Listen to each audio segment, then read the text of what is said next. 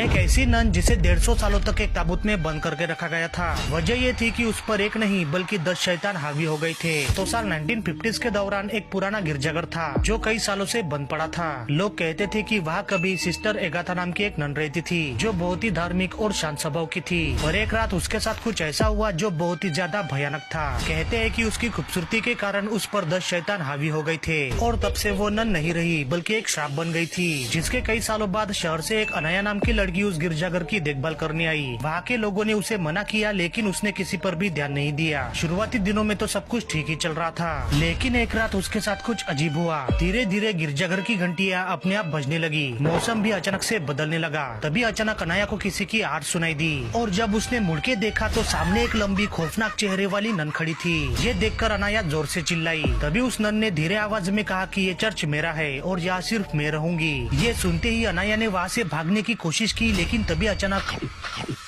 अगली सुबह जब कुछ लोग चर्च के अंदर गए तो वहाँ उन्हें नीचे पड़ी अनाया की डायरी मिली और उस डायरी में एक ऐसी खौफनाक बात लिखी थी जिसे आप पिन कमेंट में जाके पढ़ सकते हो।